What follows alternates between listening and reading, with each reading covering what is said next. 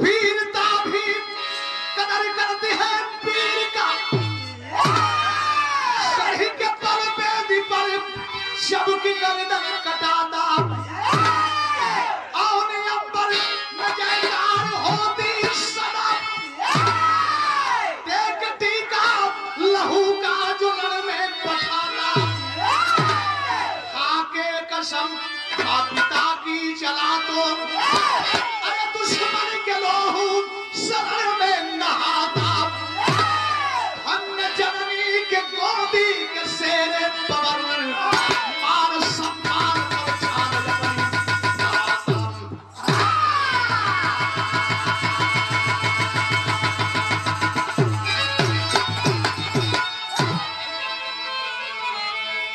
ये हो देश प्रेम, ये हो जज्बा। हम बैठ ले लोग, कुर्सी छोड़ा लोगों, आवा जमीन पर आवा। और जब जमीन पर आईबा तब वो कुर्सी अपने आप भैया जमीन पर आएंगे तो जमीन पर ख्याल करेंगे, जे जमीन पर ना ख्याल करेगा वो कुर्सी ना पाए। देश प्रेम, राष्ट्र प्रेम, काम किसी का नाम किसी का, एक लाइन संकेत था। क्या बात है बाप, तो उठा कर दिया तेरी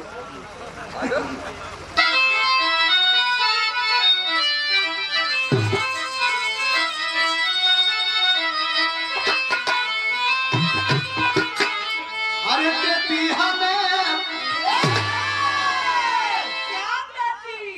देती हमें बलिदान का पैगाम कर बला।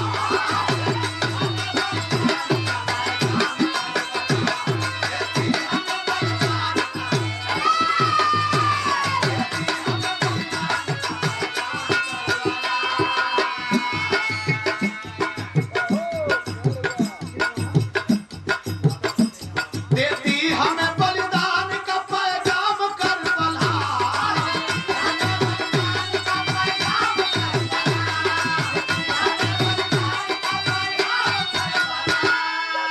अरे देती हमें बलिदान का पैगाम कर बला, पैगाम कर बला। हसन हुसैन, हसन हुसैन, हसन हुसैन हो कुर्बान कर बला। हसन हुसैन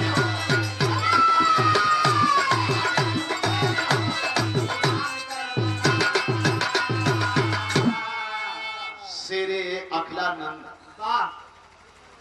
151 पुरस्कार। कलाकार केवल साजिंदा ना, गायक भी हैं, बहुत बड़े शुभचिंतक हैं, और मीनाक्षी जी का दाहिना अंग बनकर लोग सजाने का काम कर रहे हैं। बहुत बहुत बधाई, बहुत बहुत धन्यवाद, बहुत बहुत साधुवाद। ये पहली मुलाकात मंच पर, चैनल ना बैल का कर दे नहीं चैनलवा के दिनों के गवावत रहल वो अलग बात है, अच्छी बात है, लेकिन ये मंच का प्रोग्राम पहला मीनाक्षी दूसरा बार हम भुला रहे वह तम ख्याल धरा होता कि ये भाई कुछ बदल सदल से लौका था कहाँ फैल रहा है।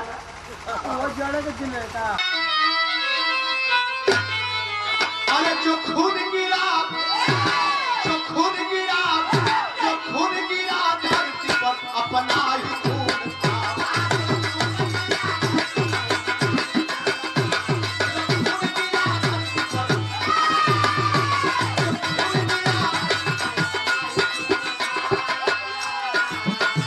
जो खून गिरा धरती पर अपना ही खून था। अपना ही जो खून गिरा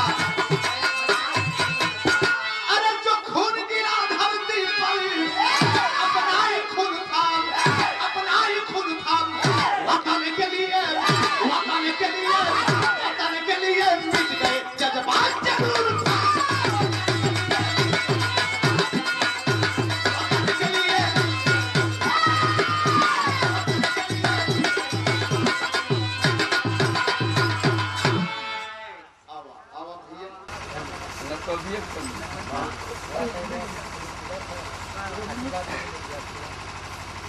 अरे एक पूरा आइए। Thank you sir, thank you. अरे धर बता न की अरे भाई ठीक है, प्यार जल्दी है, थोड़ा स्नेह ही है। हाँ, चश्मा सुर थोड़ा ही बल हाँ। इधर आ इधर हो गया ना? जी। गीत में, संगीत में, साज में, समाज में, अंदाज में, आवाज में चार चांद लगे। आप सबका आशीर्वाद बने। नंदलाल रवि क्या दे सकता है? प्यार है, ममता है, दुलार है। अपने सामने अपने कलाकारों को रास्ता देना, बहुत बढ़िया छवि। और ये समय आज के परिवेश में मीनाक्षी राज और दीवाना जी चर्चा के विषय। एकदम छौले हो। दीवाना जी तो अपने जगह पर दीवाना हुआ है, लेकिन मीनाक्षी का भाव कुछ और। बहुत अंतर है दीवाना और मीनाक्षी के भाव में। अभी गुरुजी कहने लगे, हमें बड़ा ठेस लगल। कभी कभी समझाते हैं उन्हों के की लड़कपन हो।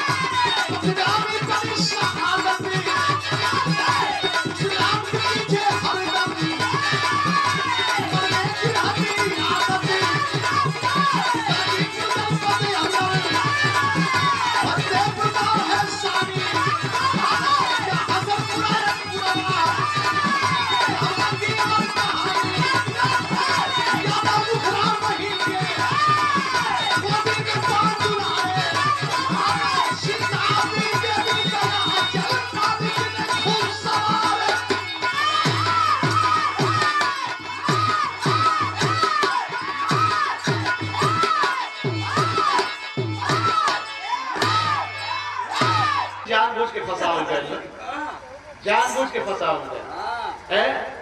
तो अब वही ले इंतजार करत है कि फाइनलवा होई कहिया। पर खबर रोज न होला ओइ पर। लेकिन सच्चाई है कि बड़े भाई को त्याग करके हट गए, इसलिए कि लोग जानबूझ करके उस चीज को अधूराने का काम किया।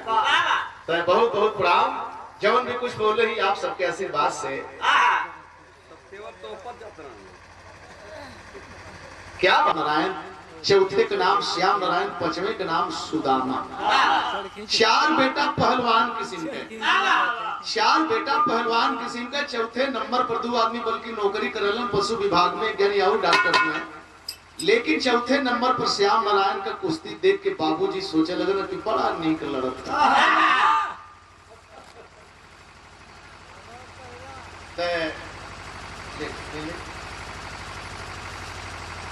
यही है डॉक्टर अभिषेक कुमार। और ये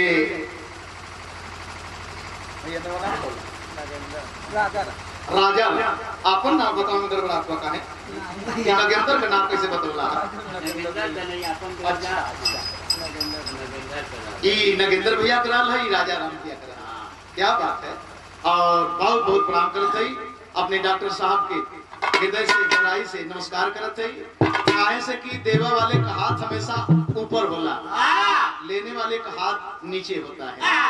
आप जितना लोग हुआ सब वही लोग हमसे बड़ हुआ, जिन हमसे छोट तो कोई।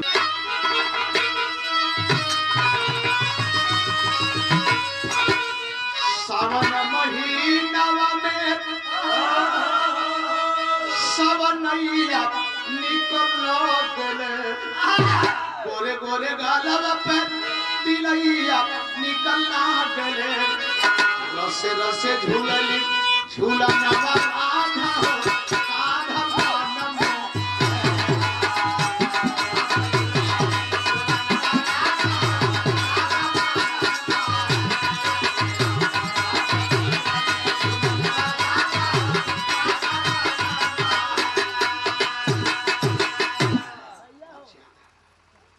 हथवा से बाबू अपने दूधवा पियावलन, हथवा से बाबू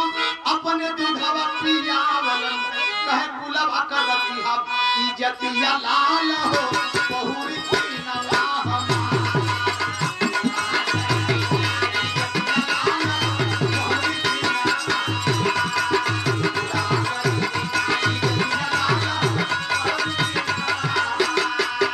अरे बेटा गांव का अखाड़ा गांव का गुरु सिलिया के लड़ावे एक काम कर तो के हम बढ़िया पहलवान बनावल चाहते तनी सर गांव के अखाड़ा छोड़ दे बगले में गईले केकरे अखाड़े पर सिरावा पर हाथ धइले देखबा से राज हो धीरे धीरे श्याम कहे बढ़े लागल रियाज हो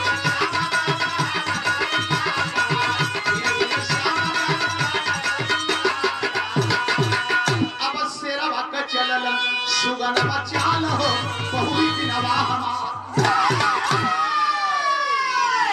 इस समय वो इलाके में 4 अखाड़ा फतेहपुर में मुख्तार पहलवान का अखाड़ा, जरगों में सिराज यादव का अखाड़ा, राधेपुर पाड़े जो विधायक रहे बहुजन समाज पार्टी के कालीचरण राजभर जो बिरहा समाज के बहुत अच्छे कलाकार भी वो अखाड़ा, कुमार पहलवान का अखाड़ा, कुमार राजभर का अखाड़ा, विजयी पहलवान जो ने अखाड़े के बगलिए में भरसर बाजार हो, भरसर बाजार रोड के बगल में इसमें सबसे अखाड़ा नंबर 1 पे चला था कैलाश राम का अखाड़ा जेकरे अखाड़े पर हर बिरादरी का नौजवान एक दिन भेंट हो गई लड़का को इनाम दे के गोड़ परत हो हम कनी भैया नाम बतावा कहला ई AK-47 है ई AK-56 है ई एटम बम है हम करी बा भैया भैया कहला कि भैया एकदम बिजली करंट है बस ऐसा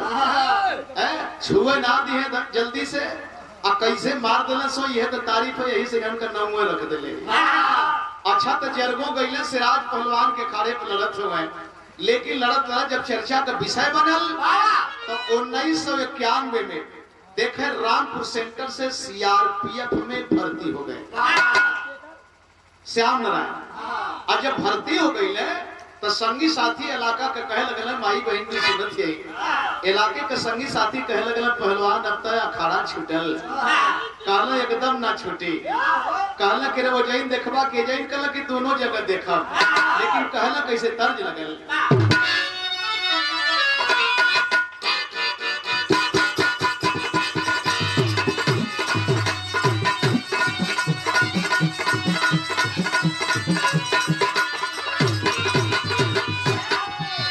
सबके डर से भागे घर से छपा लौट नहीं आएंगे भागे घर से छपा लौट नहीं सबके भागे घर से नून रोटी खाएंगे कहीं भी जीवन बिताएंगे मोहब्बत करने वाला प्यार करने वाला राशि का होते हैं फूल हाई रोड के अगल बगल भाई 16 मीनाक्षी बतौली है बिहावा वाला कलेजवा निकाल के दे दे लड़की समझदार करस करे जब कलेजवा दे देवे तो जिएबे कैसे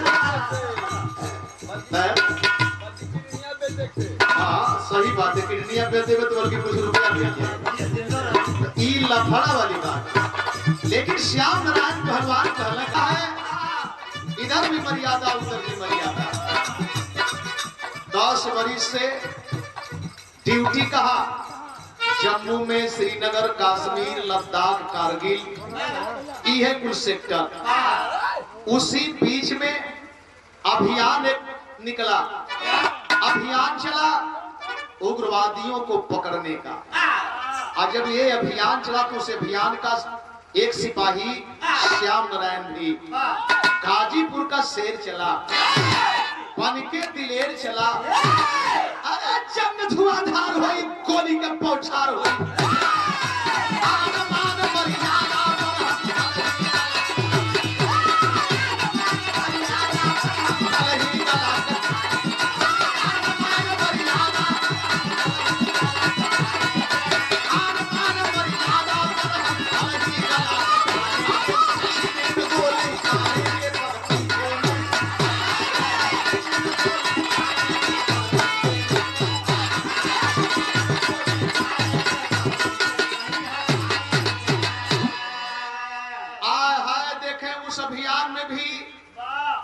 बहादुरी का परिचय देते हुए सफल रहे।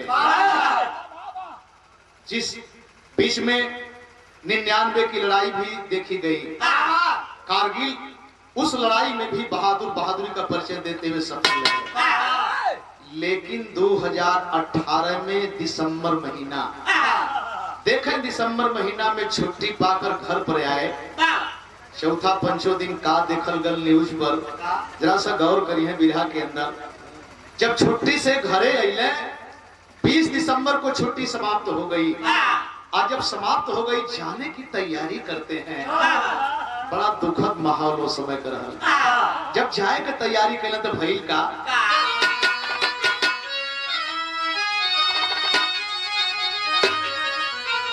छुट्टी बिता के ना,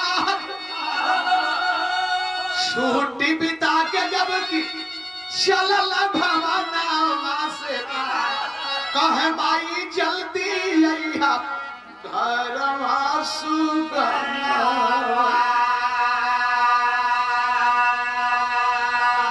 मतारी का गोड़ धइले, माई आंसू पोंछत कली की बेटा हम बीमार हैं, दवा कराओ के तो के ना, जात हुआ जल्दी है। आगे बढ़त हुआ, केवाड़ी का वोट दे के दुलही निहारली, हर पता न गोसैया फिर होई कब मिलना। ये कैसन माहौल, औरत उन्हों के आंख में आंसू, एक ऐसा संकेत, पढ़ल या गाड़ी ताके गौआ की ओरी घूमी, यही गलियन में कहियो बीतल बादशाहपना। घूम घूम के अपने गौआ को ताके, यह सोचत हो मन में, फलाने की ही लड़नी, ढेकाने की ही लड़ली, हुआ खैली हुआ रह गईली। सारा बचपना इसी गलियों में गुजर गया। भैया का गोरा धाई की, भैया का गोरा धाई की चलला जवाना वासे, आंसुआ से भारी गईल दोनों रे नयना।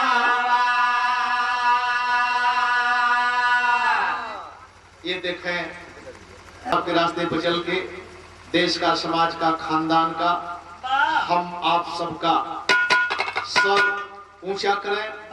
शिक्षा के माध्यम से समाज में सबका गरिमा बने। बहुत रुपए का पुरस्कार, बहुत बहुत प्रणाम। आप न होते हम न होते, अगर आप नहीं होते तो आज हम दोनों कलाकार मीना पकड़ कल की सिपाही, जिंदगी में पहली बार आज हम तुम्हारे आंख में आंसू देखते। एक जज्बेवान बहादुर सिपाही के लिए ये आंसू शोभा ना देता। का बात था, अपने ना रोत हुआ हम के रोआवत हुआ। विदा कैले, भैया गईले, बाकी दिसंबर के साथ साथ जनवरी 2019 का बीत गल। आज जब बीत गल ड्यूटी पर फरवरी आयल, तो आप यही न सुने कि 14 फरवरी को 78 गाड़ियों का रेला सीआरपीएफ के जवानों का जा रहा था। उस पर कौन सवार था? आपके बेटे, आपके भाई सवार थे। और हमारे घर में चोर घुस करके विस्फोटक सामान लेकर के कार में एक गाड़ी में धक्का मार दिया, जिसमें कि 40 जवान शहीद हो गए। एक दीवार खड़ी हो गई। दीवार ही खड़ी हो गई कि 78 गाड़ी में, वही गाड़ी में बुलेट प्रूफ ना रहल। और कैसे वो जानता था इस गाड़ी में बुलेट प्रूफ नहीं, और घुस करके हम चौकन्ने हैं। एक चम्मच लेके अगर निकल जा तो पकड़ में आ जाए, लेकिन फिर भी इतना काफी मात्रा में, उस तो न्यूज पर 50 किलो दिखा रहा था, लेकिन उस समय कई क्विंटल दिखाया। 3 कुंटल 25 किलो। खैर 50 किलो ही काफी था, 50 किलो ही काफी था। जब बस उड़ जाती है, 40 जवान शहीद हो जाते हैं। तो धर्म संकट की बात यह रही कि कैसे उसे पता था कि इस गाड़ी में बुलेट प्रूफ नहीं है। खैर चारों तरफ हाहाकार मच गया। हाय हाय जौने मतारी का बेटा हेरागल, जौने बहिन का भाई हेरागल, जौने पत्नी का पति हेरागल हो करे दिल पर हाथ रख के देखे आज तक वो कैसे जिंदा है। लेकिन हर तरफ जब जवान सुने अपने अपने खेमे में, श्याम नारायण जब अपने खेमे में सुने तो आया है एक फिल्म से गीत लगल, क्या बात है।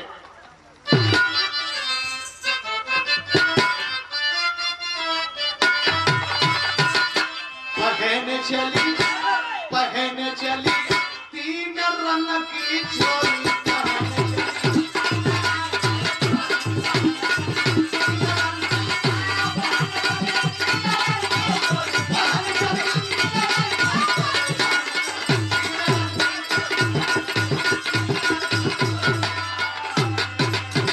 करजी पड़ा शेर बाबा मतवाला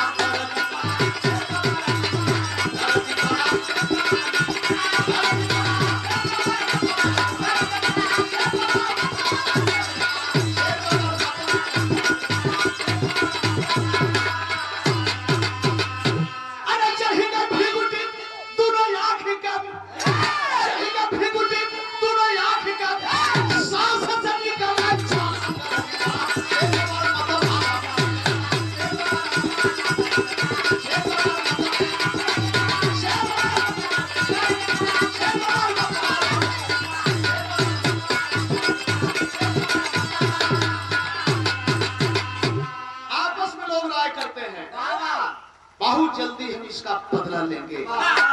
बदले की आग छाती में धधकने लगी और तब तक उसी बीच में एयर स्ट्राइक हो गई। हमारे देश के कई लड़ाके पायलट अपने जहाज लेकर के और पाकिस्तान की धरती पर काफी बमबारी की। हमारा हौसला बालाकोट में आसमान छूने लगा, बालाकोट में। लेकिन उसी बीच मेरे दोस्त हमारा एक साथी अभिनंदन पायलट पकड़ लिए गए। आज जब अभिनंदन पायलट पकड़ लिए गए तो फिर हम जीरो पे आ गए। हमारा एक नौजवान अभिनंदन पायलट पकड़ लिया गया, पाकिस्तान में है, आया है, सारे लोग इसी सदमे में हैं। और तब तक पाकिस्तान की सरकार यही इमरान खान घोषणा कर दिए कल हम अभिनंदन को 9 बजे बाघा बॉर्डर से रिहा करेंगे। टेलीविजन खोल करके सारे भारतवासी बस बाघा बॉर्डर की तरफ नजर लगी, कब अभिनंदन हमारे रिहा होंगे, कब अभिनंदन रिहा होंगे। चप्पल पहले तो कैसा भैया हुए। दूसरी खबर आखिरकार हम सब के लिए कैसी खबर रही, एक लाइन संकेत था, क्या बात है।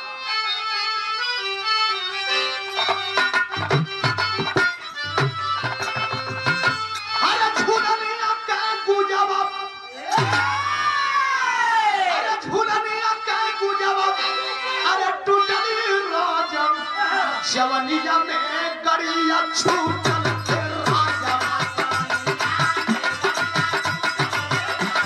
जवनिया में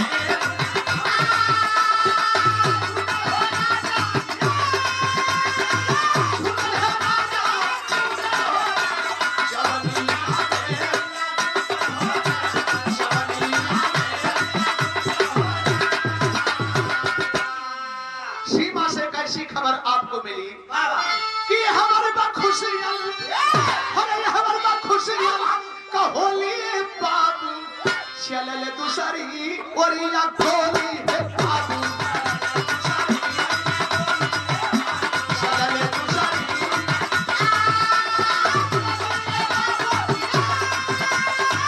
ओरी है बाबू, चलल दूसरी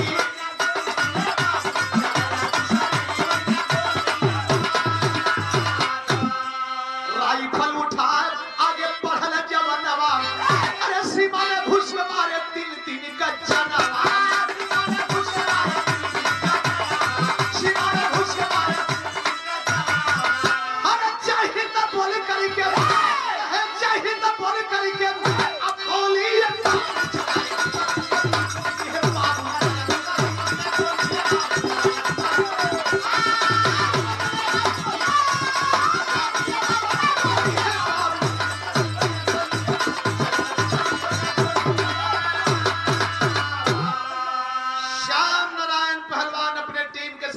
की सुरक्षा में लगे थे।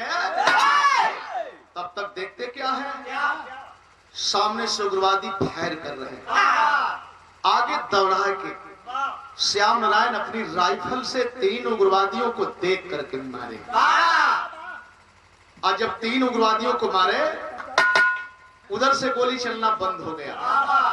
और जब गोली चलना बंद हो गया, आपस में लोग राय करने लगे, क्या 3 थे या और हैं।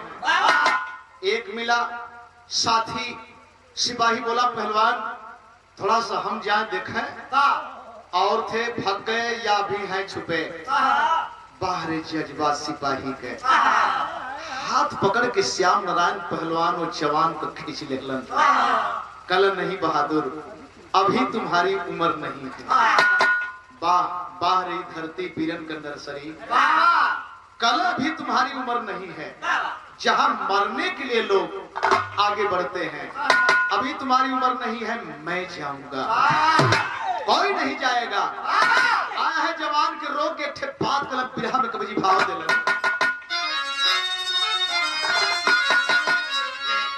आए हैं हर दुलारा भारत माँ का हीरा बाप, कहे दुलारा भारत माँ का हीरा बाप। मौका मिली न हरदम याज व ललकारा ललकारा।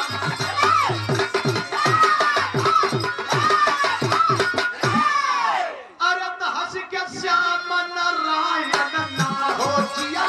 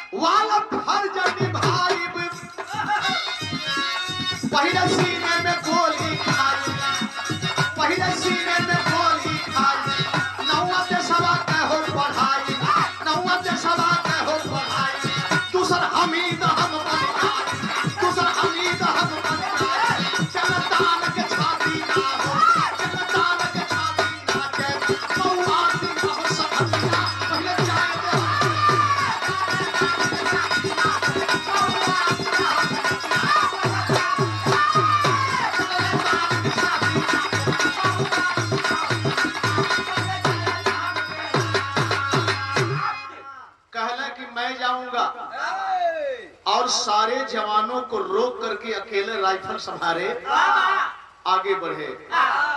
लेकिन टीम के साथ ही रुके तो देखते क्या है, जिन 3 को मैंने मारा है लहलुहान धराशायी है, लेकिन मैंने तो 3 को मारा, गिरे थे 4। यहीं पर ध्यान देंगे, मैंने तो मारा 3 को, लेकिन गिरे हैं 4। 3 लहलुहान है, लेकिन अंतर है, एक मिला जो चौथे नंबर का है, उसके शरीर से खून नहीं कहीं से बह रहा है। और पोजीशन उसका क्या है, पेटपुरिया, एक हाथ ऐसे दबा है, एक हाथ ऐसे है, और जो हाथ ऐसे है ठीक उसी के सामने उसकी राइफल है, अंगुली टाइगर पर है, लेकिन गिरा हुआ है मुंह के बगल। श्याम नारायण सोच रहे हैं इसे गोली नहीं लगी है, लगी है तो कहां लगी है, यही जन चूक हो गई। फिर का पहिया पहिया धाई के रहे घुमाई, तबले गोली दिया चला, तबले गोली दिया चला। 4 साथी गिरे यरला, 4 साथी गिरे यरला। गोली श्यामा के लागल भार, गोली श्यामा के लागल भार। राइफल संभारी पढ़ल ना हो, राइफल संभारी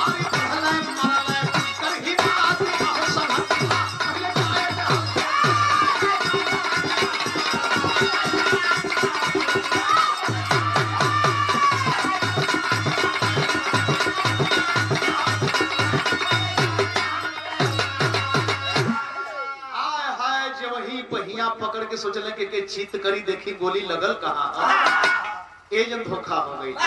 वो तो नकल किया था, गड़ाप से राइफल उठाया और सुतल है इधर का तर तर तर तर तर तर तर तर तर तर। वैसा राइफल हो जेकर निकल गई दूसरका के मौका ना है चलावे। सारी गोली निकल जाने के बाद ही दूसरका चला सकता है सामने से। लेकिन मेरे दोस्त 4 जवान अपने यूं उसी समय धराशायी हो गए। श्याम नारायण पहलवान के छाती में भी गोली लग गई। लेकिन मेरे बाबूजी राइफल संभाल के आगे बढ़ के कहे, अबे साला अब तो हमको मरना ही है, लेकिन मरने से पहले तुमको मार करके मरेंगे। सही मरना है। और उसी उग्रवादी के साथ श्याम नारायण पहलवान भी धराशायी। 1 मार्च की घटना है। चारों तरफ न्यूज पर आवाज आने लगी, चारों तरफ हंगामा हो गया। लेकिन ये खुल करके कोई नहीं कह रहा है कि 5 जवान में से कौन जिंदा है कौन मर गया है।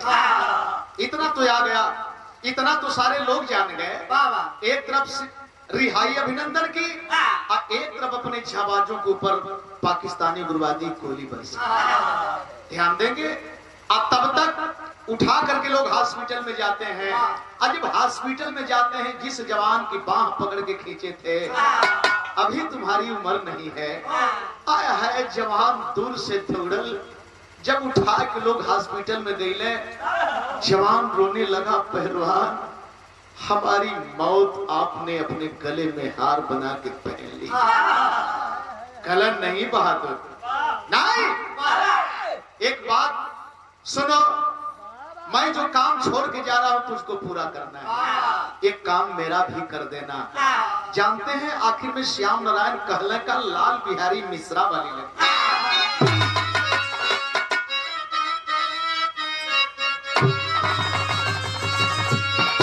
अरे मैया हो लाला बहिनी हो बीरा नवादीदा, फौजी हो सजा नवादीदा, देशवा के करा नवादीदा। लेकिन श्याम नारायण पहलवान उस जवान से कहे क्या, घायल नौजवानवा बोला, हिंद का रतनवा बोला।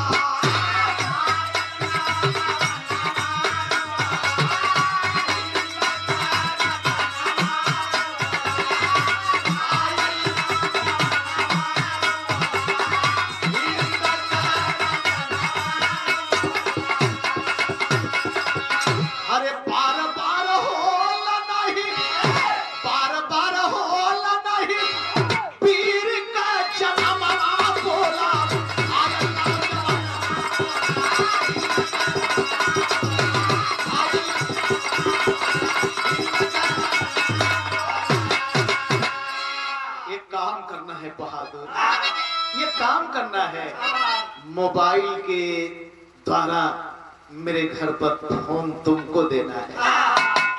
कहना क्या है, दूधवा पिया के पहलवानवा बनवले भैया, सौर और लोरी का कहानी सुनावले भैया, नमवा बढ़ा के उनकर वहिले पर कफनवा बोला, घायल नौजवान बोला।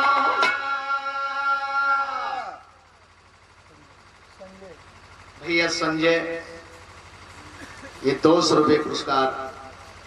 जय भीम, नमो बुद्धाय, जय समाजवाद। आप सारे लोगों का सादर सम्मान करते हैं। बहादुर के भाई के जज्बे।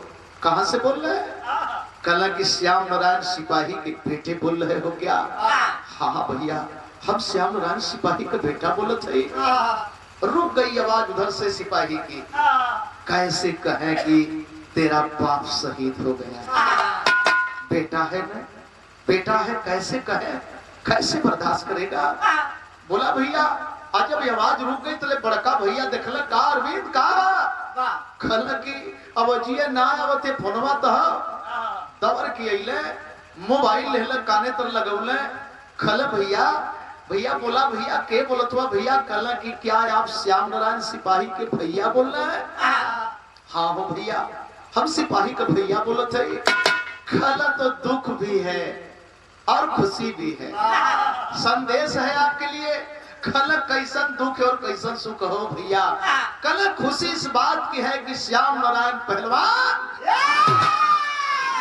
4 उग्रवादियों को मारे।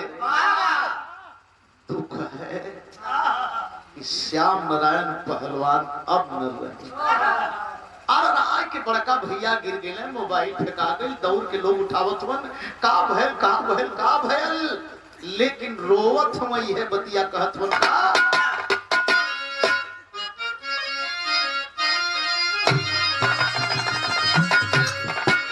रुन झुने खोला ना हो केवारी।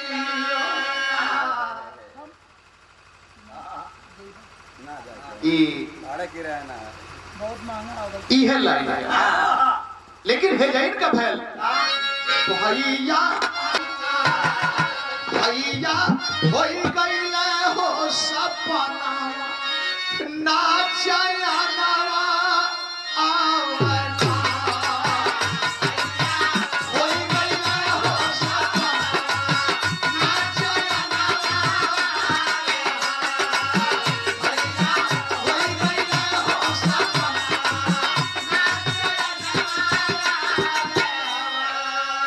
माई पौरही अब के कर डहारी अब जोहीना सैया सैया कही के परमिला गुजरिया रोईना।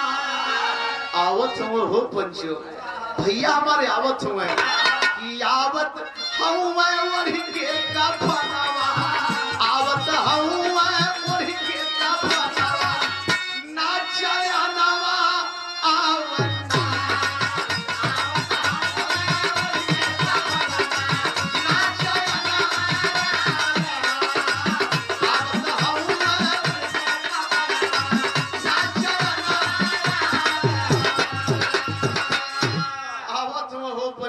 भैया आवत हो, लेकिन हमेशा वर्दी पर आवत रहना है। एदा वर्दिया पर बहुत बढ़िया कलरदार कपड़ा लगोले हुए, बड़ा अच्छा साज सज्जा में आवत हो तो जाने के सब जान गल, हाहाकार मच गल। क्षेत्र के जितने भी सम्मानित लोग थे यहाँ तक सपा बसपा गठबंधन के प्रत्याशी अफजाल अंसारी साहब उसमें प्रत्याशी रहे, इस समय सांसद हैं। इनके साथ सुगबतुल्ला अंसारी, उनके बड़े भाई डॉक्टर वीरेंद्र यादव, जंगीपुर विधानसभा के वर्तमान विधायक, कालीचरण राजभर, तमाम लोग, कोई ऐसा व्यक्ति नहीं है मेरे दोस्त दरवाजे पर न पहुंचे हो, लेकिन जो समय बिहान भइले गाड़ी आई हो आया है रात में 11:28 पर। और जब गाड़ी आती है मेरे दोस्त दरवाजे पर मंजूसा उतारा गया। और जब मंजूसा उतारल गल बेटा अरविंद अपने बाप के मंजूसा के करीब में पहुंचल और एक बात मंजूसा के सामने खड़ा होके पूछ रहा है। कैसा सवाल उसका है, क्या बात है बाप?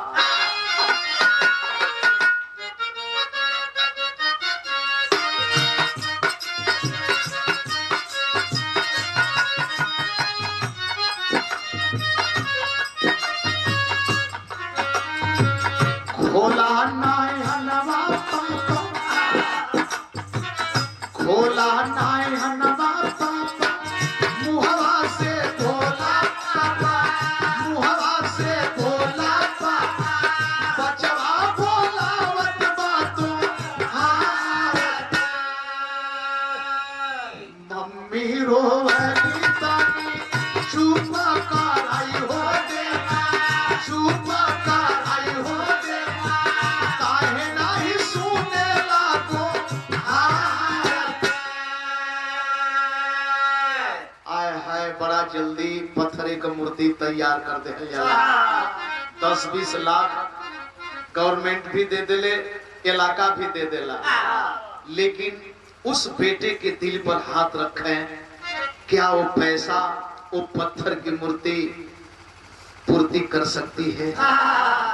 परमिला के पकड़ के लोग, दुल्हन के पकड़ के लोग लिए ले मंजूषा के करीब में। बा धन है वो नारी। एक बात मंजूषा के सामने खड़ी होकर कहती है, क्या कहती है? रोवे परमिला आंसुआ, रोवे परमिला आंसुआ बहाई हमारे साजना, एक बेर देता मुहावा दिखाई हमारे साजना। आंसुआ बहाई हमारे साजना, एक बेर देता मुहावा दिखाई हमारे साजना। तोहरे बिना सुन लागे घर नवा हो, सुन सुन लागे हमके सारा जगत जहानवा हो। विधवा कही के हमके सब बोलाई हमारे सजना, कवन रंगवा से होलिया मनाई हमारे सजना। सामने त्योहार था होली वाला। जिस समय श्याम नारायण जा रहे थे अपने साथियों से यही कहे थे, होली के दिन आ जाऊंगा, सारी व्यवस्था लेकर के आऊंगा और आप लोग पहले से हमारे दरवाजे पर मौजूद रहेंगे। यही होली खेला जाएगा, जश्न मनाया जाएगा। यह बात दुल्हन परमिला कहली, आप तक खेल के चल अइला, लेकिन जहिया तोहार मेहमान जुटी है, कौने रंग से हम खेलब, कौने रंग से हम खेलब। अच्छा था बिहान भइले, आज भी मंजूषा उठावल गयल तो एक इतिहास बना। जानते हैं कैसा इतिहास?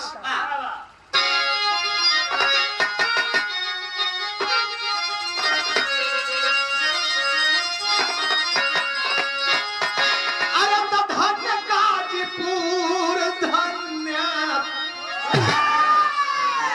गाजीपुर का मटिया,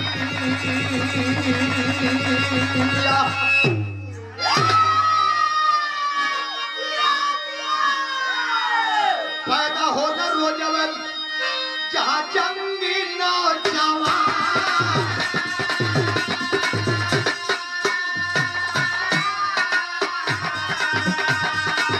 सुअर से लसिया उठाई के जवानवा,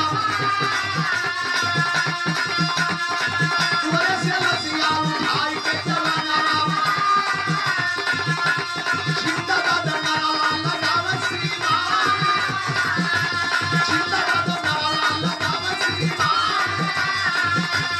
20 किलोमीटर लेके पैदल चलना लसिया, 20 किलोमीटर लेके पैदल चलना लसिया। गाजीपुर जनता घाट सुना समस्या, गाजीपुर जनता घाट सुना समस्या।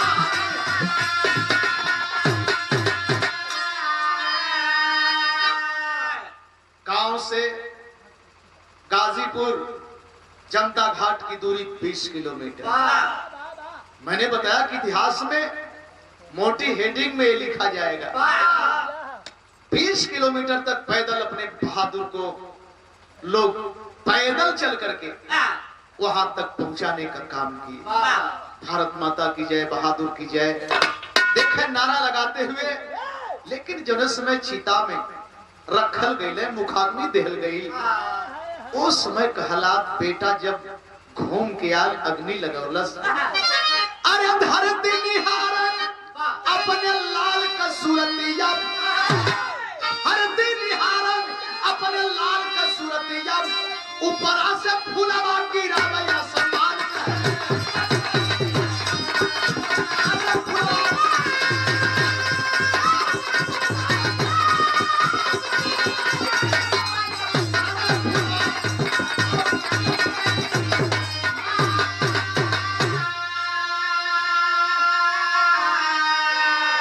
शिवरात्रि का दिन था।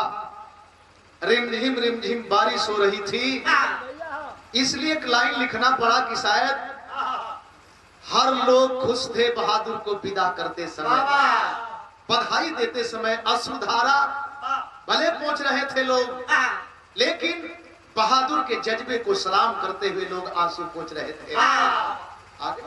चौथा रोज आप न्यूज पर देखे, पाकिस्तान की सरकार बोल रही है, पाकिस्तान की सरकार बोल रही है कि मैंने हिंदुस्तान में घुस करके मारा।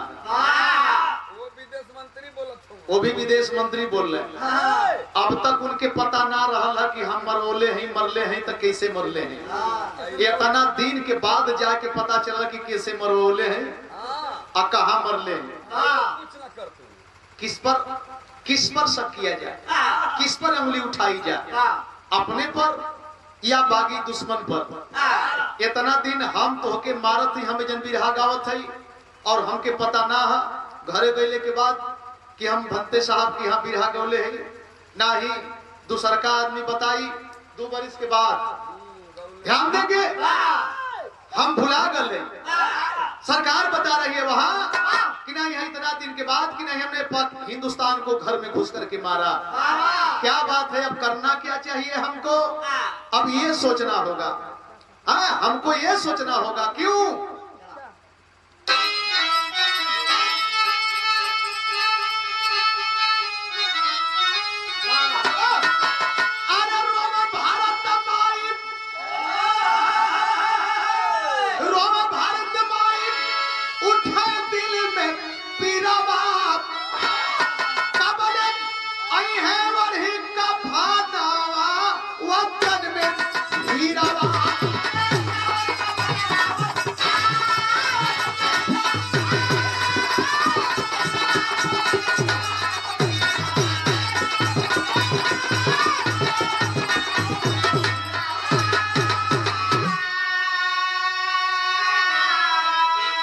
शहीदन के लाश साथ जो हुई राजनीति हो, एक दिन की रिचाई विश्वास वाली भी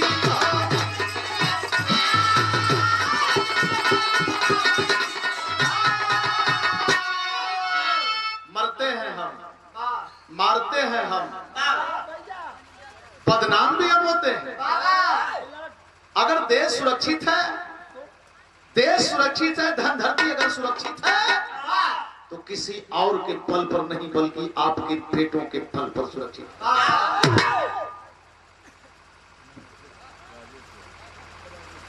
भैया हमारा राजेश रवि, ये 100 रुपया पुरस्कार। जय भीम, जय भारत, नमो बुद्धा, जय समाजवाद। लेकिन बात वही कहने का मतलब, मानते हम हैं, जज्बा कोई और लेता है, इस पर विचार करना पड़ेगा। मारते हम हैं, जज्बा कोई और लेता है, इस पर विचार करना पड़ेगा। कहने का मतलब,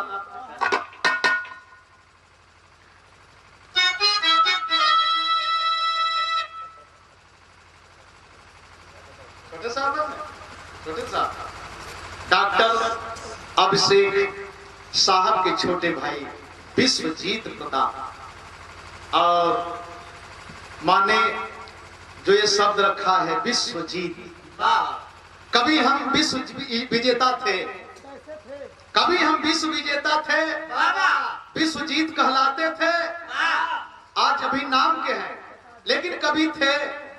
और उस चीज को पुनः वापस करना है तो हमें एकता की डोर में बंधना पड़ेगा।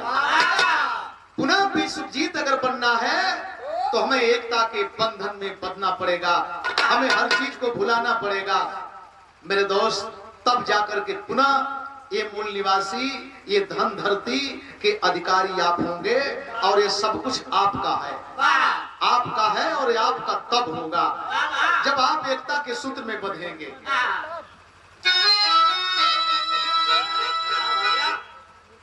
आपको अंगुली काट काट के, हाथ काट काट के लोगों को मार रहा था, गर्दन काट करके मार रहा था।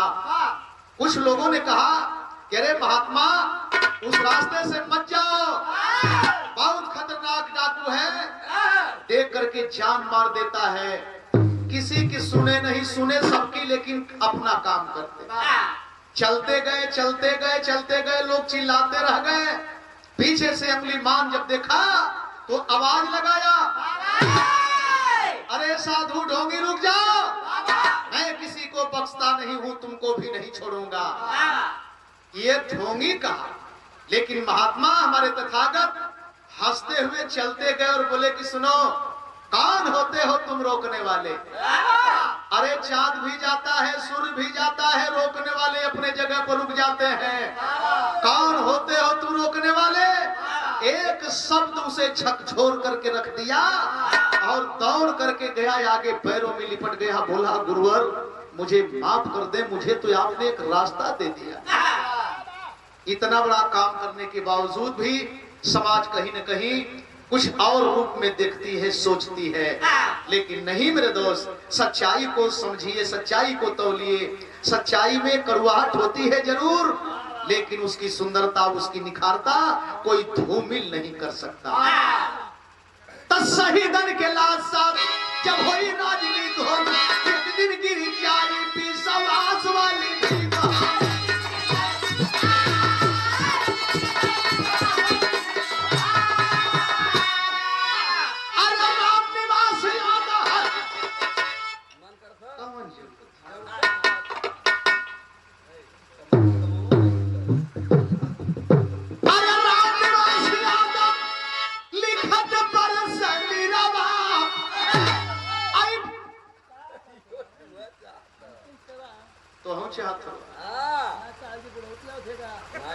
ना ही मर्दे वही बुढ़ौती अब वही तो जवान कोनो लोग राम निवास यादव लिखत पर संनीरवा कमल आई पवर का भानवा वतन में हीरावा।